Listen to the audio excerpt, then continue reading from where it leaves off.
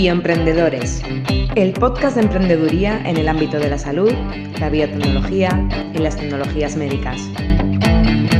Con Rosendo Garganta y Óscar Porcel. Bueno, bienvenidos a todos a esta edición de Bioemprendedores muy especial. Agradecer a la Barcelona Health Innovation Week, a Biocat, por contar un año más con nosotros para estar aquí presentando el podcast ya en el escenario principal, y a los patrocinadores y los sponsors también del podcast de Bioemprendedores. Normalmente tendríamos una duración de hora y media, 2 horas, pero no va a ser así. Vamos a hacer un episodio un poco más comprimido y es un placer tener con nosotros a Mario Rubirosa. Encantado, muchísimas gracias por estar aquí. Es un placer. Por favor, un aplauso, que se note que es directo. Gracias. Vamos a empezar. Mario, explícanos qué es Ferrer. Bueno, se nos conoce por ser una compañía farmacéutica con base en Barcelona, 65 años de historia, propiedad de Sergi Ferrer Salat. Para dar 2 o 3 datos, tenemos 1.800 personas trabajando en la compañía, estamos presentes en una quincena de países con presencia directa Ferrer. Nuestros productos llegan a unos 120 países. Y quizá, digamos, lo que más me gusta contar es que consideramos la compañía farmacéutica no como un fin en sí mismo, sino un medio capaz de generar recursos para el propósito de la compañía, que es hacer el luchar por la justicia social. Esta es una de las cosas más diferenciales de Ferrer, que hoy entraremos y lo explicaremos a toda la audiencia. Pero para acabar de poner a Ferrer en la palestra y que todo el mundo sepa quién es Ferrer, me gustaría hacerte algunas preguntas más, ¿no? Yo tengo anotado que Ferrer está por encima de los 600 millones de facturación y que tenéis unas áreas terapéuticas foco. ¿Nos podrías explicar cuáles son estas áreas terapéuticas foco en este momento? Sí, hace unos años decidimos en un plan estratégico apostar para que el futuro de Ferrer se concentrara en 2 áreas concretas que tienen que ver con enfermedades pulmonares intersticiales y también enfermedades neurodegenerativas. En ambos casos, siempre hablando de patologías de baja prevalencia, en algún caso incluso pues, tratándose pues, de orphan drugs. Y ahí es donde estamos tratando de construir el futuro. El presente de Ferrer todavía no es exactamente eso. Hay una combinación del pasado con productos muy de primary care y algunos productos ya que son parte del futuro. Pero todo lo que estamos construyendo a futuro es para hacer este tipo de cosas que en realidad también tiene que ver con la justicia social, en el sentido de que van a ser productos que puedan salvar vidas. ¿Y por qué decidís poner el foco en estas 2 áreas terapéuticas? ¿Por qué enfermedades pulmonares? ¿Por qué trastornos neurológicos? Bueno, nosotros veníamos de ser una compañía tremendamente diversificada. Nos dedicamos a muchísimas cosas, no solo en el ámbito farmacéutico, sino también nutricional, diagnóstico, vacunas, etc. Y lo primero que quisimos hacer es tratar de focalizarnos en menos cosas para ser buenos en algo. No éramos buenos en nada y el sector farmacéutico, por definición, es un sector muy exigente en conocimiento. Para un mid-size player como nosotros, o te concentras en algo y tratas de ser bueno en aquello o no vas a poder competir. Y entonces, en aquellas áreas que teníamos algo de conocimiento es donde decidimos apostar, y ahí es donde estamos más y más y más generando, digamos, este expertise, este conocimiento que hace pues, que cada vez menos pues, podamos fallar en un clinical trial o tengamos mayor conocimiento de los clientes, de los centros de referencia, de los KOLs.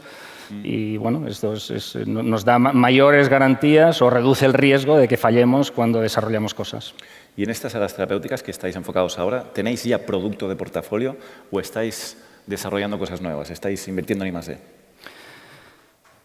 Producto de portafolio lo tenemos sobre todo en la parte más de enfermedades intersticiales y pulmonares, donde desde hace años estamos presentes en hipertensión arterial pulmonar. Ajá. Pero ahora también estamos lanzando un producto en enfermedades intersticial en enfermedad también de hipertensión pulmonar. Toda la parte de neurodegeneración es más de pipeline futuro.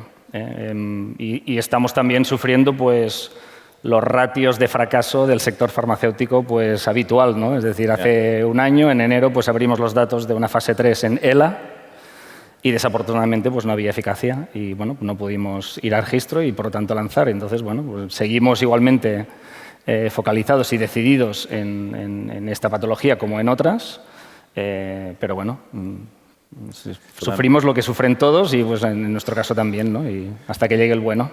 Esto es una cosa que a veces comentamos los bioemprendedores, los emprendedores que estamos en el ecosistema en fases preclínicas, fase 1, fase 2. Parece que no se puede fallar en fase 3, pero en fase 3 se falla y cuando se falla es dolorosísimo, ¿no? ¿Cómo se gestiona luego esa frustración? Pues en nuestro caso, felicitando al equipo. Felicitando al equipo por el extraordinario trabajo, a pesar del resultado, porque uno de los objetivos que era generar más conocimiento desde todos los puntos de vista. Hoy conocemos mucho más de la patología, conocemos mucho más de los centros de referencia, conocemos mucho más de los KOLs, de las CROs que tienen expertise en este campo. Cuando vamos por el mundo a buscar más producto en esta área concreta, empezamos a ser un player reconocido y esto nos da mejores posibilidades pues, de que confíen en nosotros para ser su partner en Europa o en Europa y Latinoamérica, o para ir conjuntos en un codesarrollo. Es decir, bueno, hemos ganado cosas que antes de esto pues, no había pasado. Entonces, el equipo merecía esta felicitación y, oye, ya por el siguiente. Y hay que ser resiliente. Es así como funciona. Y tanto. Danos alguna cifra antes de... Tenemos muy poquito tiempo y me gustaría entrar mucho en la parte de historia, ¿no? En lo que habéis hecho en los últimos años, pero danos un poquito unos datos sobre inversión en I+D, sobre el número de plantas productivas, etcétera. Lo que nos puedas contar en esta parte más técnica. Nosotros tenemos aquí en alrededores de Barcelona 2 plantas productivas en Sant Cugat, una química y una farmacéutica, que emplean unos 700 personas. Luego, además, tenemos otra planta de medicamentos también en Esplugas, de reciente inauguración, más dedicada a líquidos. También aquí hemos tratado de focalizar, una empresa ahora que se dedique más a sólidos y otra más a líquidos, que es uno de los errores, digamos, del pasado. Y también tenemos una planta con una tecnología muy específica en California. Esto en cuanto a plantas. En cuanto a la I+D, pues nuestro objetivo es estar alrededor del 10% de la facturación invertida en I+D. En alguno de estos años anteriores, pues sobre todo cuando estábamos con fases 3 y tal, pues hemos llegado a esta cifra. Ahora seguramente no, pero estamos tratando de llegar pues, a base de nuevos proyectos. Pero más o menos es un poco el ratio en el que nos gustaría estar. No tenemos el margen para dedicar un 20%. Ojalá un día ese margen lo tengamos, hoy no lo tenemos. Pero un 10% para tratar de construir un futuro con producto y que sea sostenible, pues deberíamos estar ahí. Okay. Perfecto. Vamos a pasar un poco a la historia. Y a mí me gustaría que nos hablaras en primer lugar del fundador, ¿no? de Carles Ferrer Salat. Cuéntanos quién era este personaje. Bueno, Carles Ferrer Salat, quizá los más jóvenes menos, pero la gente de una cierta edad, pues, como yo, pues, fue un personaje en el país. No solo fundador de Ferrer, sino fundador de muchos otros proyectos importantes empresariales, como fue el Banco de Europa, fundador de la COE, parte del Comité Olímpico Español. No sé si todos saben que fue miembro de la Copa Davis y jugó en la Copa Davis representando a España. Persona clave junto a Juan Antonio Samarán para que vinieran los Juegos Olímpicos a Barcelona, es decir, realmente una personalidad. Y él pues, ya tuvo una vocación muy internacional cuando España no se abría al mundo como lo hace ahora.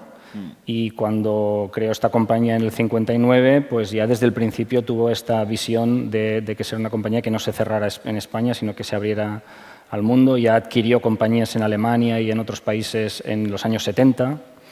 Es decir, hizo algunas cosas que no todas las farmacéuticas, digamos, de aquí hicieron en esos momentos, ¿no? Ahora sí, ¿no? Bueno, fases de expansión, digamos, se abre un poco también el portafolio, no solo los productos de primary care, sino hospitalarios más adelante. Y en los últimos años, ya con el fallecimiento prematuro de Carles Ferrer Salat, pues coge la compañía Sergi Ferrer Salat y... Que la coge muy joven, la coge con 30 años. La coge con 30 años, sí. La coge con 30 años. Yo creo que esto es muy clave para entender también el propósito de la compañía hoy, ¿no? Porque... normalmente la gente hereda las compañías con muchísima más edad y por lo tanto es muchísimos más años de historia viendo cómo funciona una compañía, ¿no? Y siendo parte de la misma. Él no, él la hereda muy joven y tiene la oportunidad también de pensar cómo le gustaría que esto se diseñara. Durante los primeros, digamos, 20 años, estando Sergi, la compañía crece mucho, a base también de adquisiciones. Quizá se endeuda un poquito demasiado y quizá le faltaba un poco la parte de generar beneficio, ¿no? Pero creció muchísimo la compañía. Los últimos años... ¿Cuándo entras tú, perdona? Yo entro en el 2016. ¿2016? Vale. Primero como Chief Operating Officer y tengo durante 2 años la posibilidad de conocer la compañía, conocerle a él, escucharle, formar parte del consejo ejecutivo, de cada viernes reuniones con el CEO, con él. Y te das cuenta a medida que le vas escuchando que tiene una visión de lo que tiene que ser una compañía muy distinta y muy bonita. Entonces, cuando me nombra CEO de la compañía, digamos, uno de los, digamos, de las conversaciones que tenemos es, Sergi, digamos, estos valores que tienes tú, que cuentas, digamos, esa responsabilidad que los emprendedores tienen que tener respecto a la sociedad. Esto es muy bonito, estos son unos valores impagables, entonces no permitamos que la compañía siga por sus derroteros y tú simplemente hagas cosas con tus dividendos. Hagamos que la compañía sea así. Y empezamos pues, todo un viaje cultural donde rediseñamos la marca, rediseñamos el propósito, los valores de la compañía, los ejes estratégicos. Y hoy es una compañía que refleja eso, ¿no? Y él lo siente así. Digamos, el punto de partida es yo tengo todo lo que tengo por pura suerte. En lugar de haber nacido en el Sudán o en Siria, pues he nacido en un barrio de Pedralbes, en el seno de una familia acomodada. Y esto, viendo lo que le pasa, digamos, al planeta, pues es profundamente injusto. Entonces, es nuestra obligación moral hacer algo al respecto. Y es por ello que hoy pues, nosotros tenemos este propósito, que lo traducimos en hechos concretos. Uno de ellos, fácil de entender, es que cada año, desde hace bastantes años, estamos dedicando más del 50% del beneficio a proyectos sociales y medioambientales. Y continuaremos así. Es decir, la compañía no pretende maximizar el retorno de la inversión, la compañía lo que pretende es ser sostenible a largo plazo. Sí. Y, por lo tanto, digamos, todo lo que vamos a generar de más porque tengamos éxito, digamos, futuro dentro del sector farmacéutico servirá para hacer más proyectos sociales y medioambientales que hagan de este mundo pues, a un sitio un poquito mejor, ¿no? Sí. Ahora me gustaría profundizar más en este tema, pero antes, para que todo el mundo también se haga una idea de quién eres tú, Mario, cuéntanos de dónde vienes, cuál es tu trayectoria antes de llegar a Ferrer y antes de asumir el mando como CEO de Ferrer, ¿no? Sí. Bueno, yo tengo un background económico. Yo estudié en ESADE, la carrera y el MBA, y inmediatamente después ya entré en el sector farmacéutico. Y siempre he trabajado para compañías de propiedad familiar. Sí. Primero muchos años en Almirall, donde tengo muy buenos recuerdos, aprendí muchísimo y tal, pero bueno, pues es una compañía que funciona muy bien, muy profesionalizada. ¿Cuánto tiempo estuviste ahí? Estuve 16 años. 16 años. Digamos, en muchísimos puestos, quizá donde más años pues, en servicios comerciales, luego en ventas, luego una fase de experiencia internacional fuera en el extranjero. Después me moví a una empresa que se llama Chiesi, y allí empiezas a ver también que hay un interés por el trabajador, por el empleado, ¿no? Muy interesante, que te hace pensar también, ¿no? Allí estuve 6 años como director general de la filial española. Fue justo después de volver de Italia. Sí, yo exacto, estaba en Italia viviendo y entonces me ficharon para pedir que volviera a Barcelona y... Vale, sí, bueno, antes o después teníamos que volver, pero bueno, si no tenéis experiencias internacionales os las recomiendo porque cambian la mentalidad para ti y para la familia. Qué bueno. Entonces ejercí de director general de la filial española de Chiesi durante 6 años y luego ya hace casi 9 años que entré en Ferrer.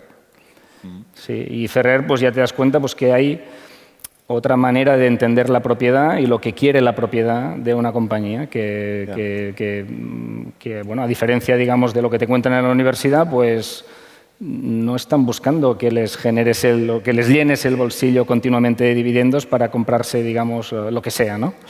sino que hay otra manera de entender lo que es un negocio y lo que es entender la propiedad de una compañía.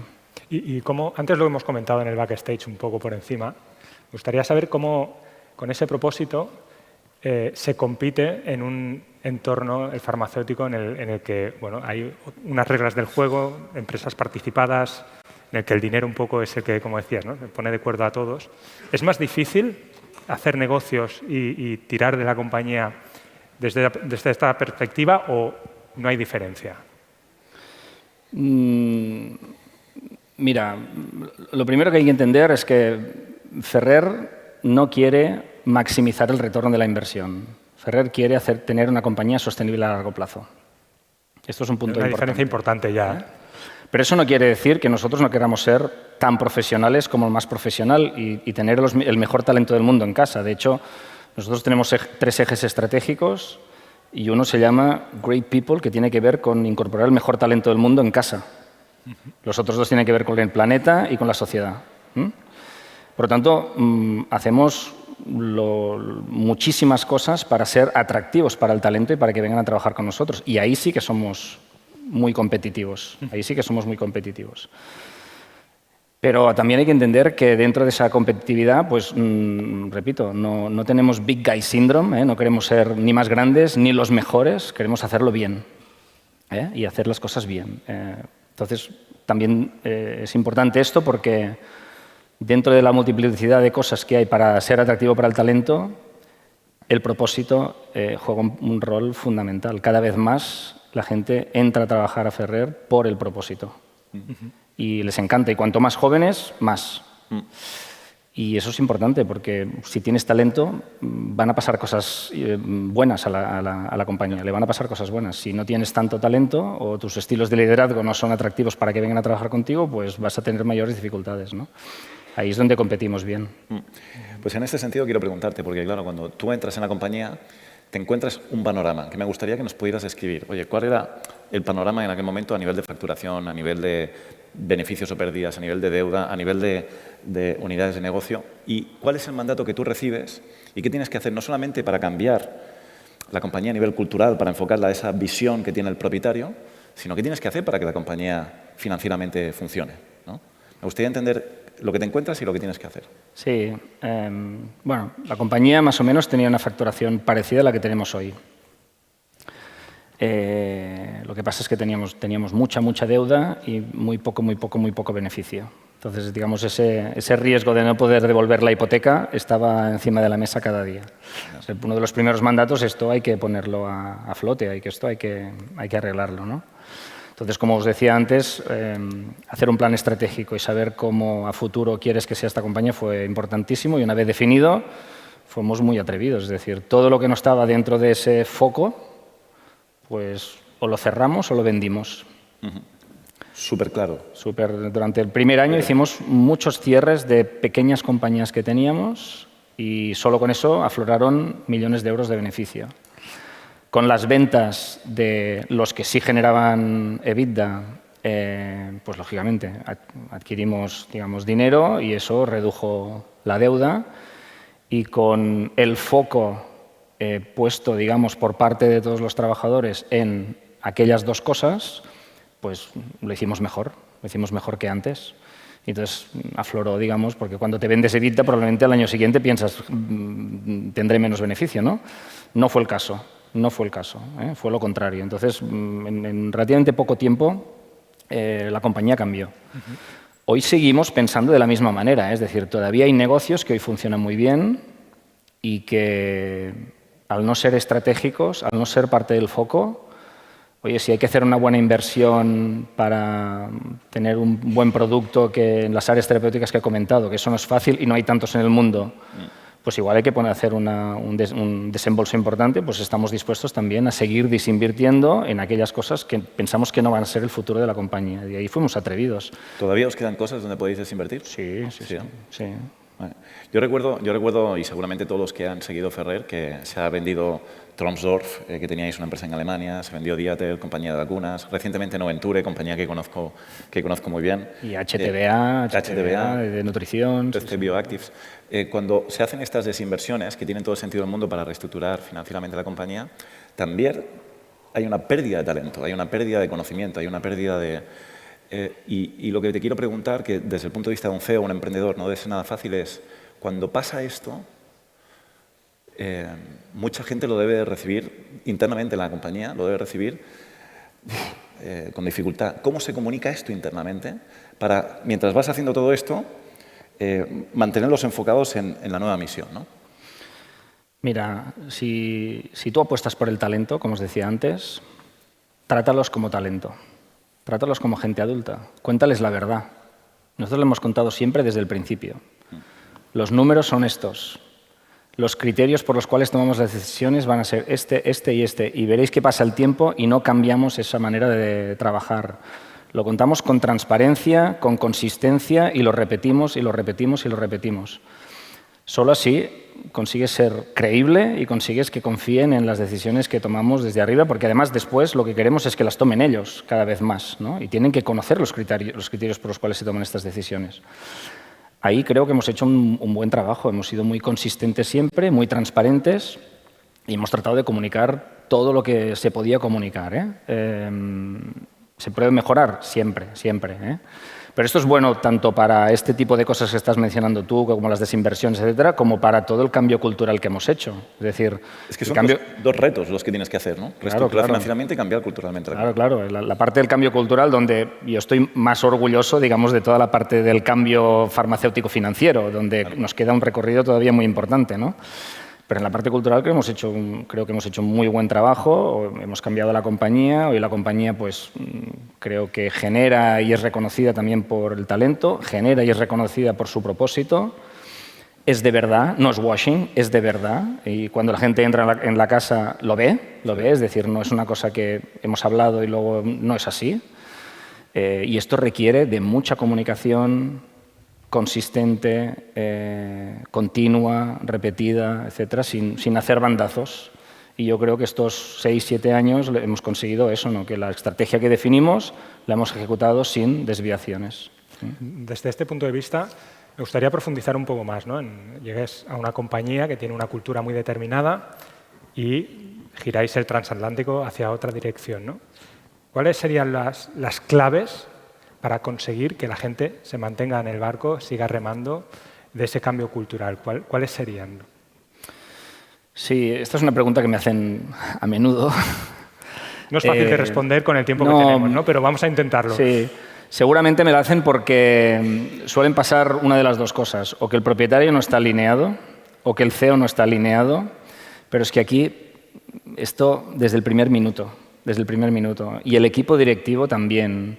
Y con el tiempo, oye, el middle management y el resto de las personas, ¿quiere decir que no ha habido algo de dolor en el proceso? No, evidentemente, claro que ha habido dolor. Cualquier cambio cultural tiene dolor y tiene salidas que no quisieras, pero que son inevitables si quieres que esto suceda, porque si no, con las mismas personas a veces es imposible cambiar y les damos la oportunidad, etcétera, y la repetimos, etcétera, pero llega un momento donde sí o sí esta decisión es clara, está tomada y tal, y queremos ser este tipo de compañía. Y este alineamiento existe totalmente. Qué bueno. Totalmente. El propietario es el primer activista de esta casa, es el primer activista. Además, muy notorio, la verdad que sí. No, sí que lo es, y no pretende salir demasiado a explicar cosas, porque no es este el tema. El tema es hacer cosas y serlo, no comunicarlo. Pero este alineamiento existe y esto es fundamental. Cuéntanos aquí cosas concretas que hayáis hecho en estos 7 años a nivel de proyecto, a nivel de propósito, cosas tangibles que podamos ver. Pues, a ver, obviaré, digamos, lo que hacen la mayoría de las compañías de trabajar sobre la descarbonización, como los ecopackagings, la movilidad sostenible, gestión de residuos, etcétera. Esto dejémoslo porque lo hacemos todos y esto hay que hacerlo. Es higiénico. Igual que, digamos, diversity, inclusion, todo esto, la compliance, etcétera, todo esto son, digamos, casi obviedades que solo faltaría que no hagamos estas cosas, ¿no? Nosotros decidimos hace un tiempo pues, que había una problemática en la gestión de las ciudades. Cada vez habrá más concentración de población en las ciudades, ya esto ya está pasando en España, pero en el mundo va a ser así, y hay que hacer las ciudades vivibles. Una manera de hacerlas vivibles es pues, que sean un poquito más verdes. Entonces decidimos, y Barcelona es un buen ejemplo, hacer huertos urbanos dentro de la ciudad de Barcelona y alrededores. Entonces vamos a buscar hectáreas de huertos urbanos.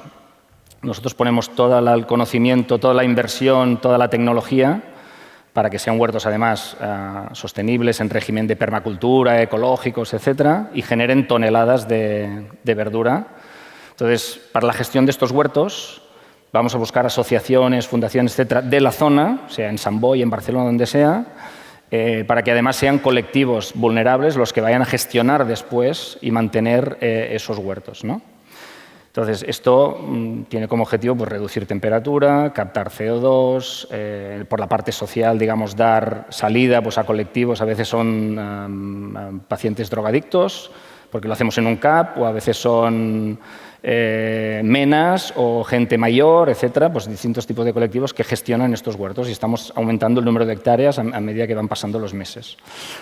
¿Dónde van a parar estas verduras? Pues a veces son los propios colectivos que les dan salida, o a veces las mandamos a otro proyecto que tenemos, que es una cocina industrial que tenemos en el Maresme, que ahora mismo está generando 1 millón de comidas al año para homeless, familias necesitadas, etcétera, de Barcelona y alrededores también. Esto conlleva una gestión logística complicada con asociaciones, fundaciones, charities, parroquias, etcétera, para hacer llegar cada día todas estas comidas que además están hechas en un régimen, digamos, de menú saludable siguiendo el modelo Harvard, es decir, no son kilos de macarrones, ¿no? Sino que son comidas muy, muy saludables y equilibradas, ¿no? Esto por ponerte un par de proyectos, pero podemos seguir con los miles de chavales en barrios desfavorecidos de Barcelona, a los cuales les damos educación musical en primaria y en secundaria, les damos instrumento, les damos partitura, les damos clases. ¿Por qué música? Pues porque la música es de las pocas o quizá la única disciplina que es capaz de desarrollar las dos partes del cerebro y eso pues, tendrá después connotaciones positivas en el desarrollo cognitivo y académico de esos chavales que en barrios desfavorecidos pues, van a tener otras oportunidades distintas a los que estamos aquí seguramente y vamos a darles pues, una ayuda, un empujón pues, para que tengan un futuro algo mejor, ¿no? Tenemos también una residencia de escritores para escritores en la Costa Brava, que era una propiedad de la familia Ferrer Salat y que han decidido reconvertir a una residencia para escritores, digamos, jóvenes, a los cuales pues, los sponsorizamos completamente durante un mes para que estén allí, digamos, en un espacio, digamos, muy, muy disruptivo, distinto, tranquilo, para que su creatividad fluya y nos ocupamos absolutamente de todo y tienen que hacer su application, ¿no? Que es difícil porque hay mucha competencia para entrar ahí y vienen de todo el mundo. O sea, tratamos de dar oportunidades desde el punto de vista cultural, desde el punto de vista de formación o para dar salidas pues, a urgencias como podía ser comidas, ¿no? Bueno. Gente que lo pueda necesitar. Ahí se ve lo que decíamos muchas veces en privado, que la compañía Ferrer no es una o sea, no es un fin, sino que lo utilizáis como un medio para hacer otro propósito, ¿no? No es desarrollar medicamentos, sino que podríais dedicaros a cualquier otra cosa y lo que haríais con los beneficios es exactamente lo que estáis haciendo en este momento. Exacto, exacto. Sí, sí. Y esto se ve en estos ejemplos que nos estás explicando ahora. Estamos ya fuera de tiempo, casi. Sí, está llegando ya... Hasta ya no, ¿La comitiva? La comitiva. Bueno, rápidamente, en 20 segundos, lo que te quiero preguntar antes de cerrar, aprovechando que tenemos aquí al Presi, ¿qué le pedirías a la administración pública, al Gobierno, en materia del ecosistema de salud? Poca cosa, ¿eh? Poca cosa. Es decir, que nos dejen trabajar, que nos acompañen. Pausa regulatoria, decían por aquí esta mañana. No, sí, quizá, hombre, que Europa tiene que ser competitiva regulatoriamente y últimamente no lo está siendo demasiado frente a China y Estados Unidos. Y esto la Administración tiene que ayudar en esto. Y quizá el otro tema que nos hemos encontrado a raíz de la pandemia es que queremos ser más independientes, queremos que nuestras fábricas suministren más aquí y no estar dependiendo tanto ni de China ni de India. Esto es muy lícito. Lo único que hay que entender es que los que tenemos fábricas nunca seremos capaces de fabricar al precio de China e India. Entonces, digamos, esto hay que pagarlo de una manera distinta a como lo intentábamos pagar hace 4 o 5 años cuando la dependencia de China era mucho mayor, ¿no? pero bueno. Perfecto. Oye, pues hasta aquí el Bioemprendedores de hoy. Un aplauso, por favor, para Mario. Muchísimas gracias. Y bueno, podéis escucharnos, como ha dicho la compañera, escucharnos en las plataformas, en Spotify, en YouTube, en Apple Podcast. Así que muchas gracias. Hasta un nuevo Bioemprendedores. Gracias. Gracias a todos. Felicidades por estos 100 capítulos. Moltes felicitats.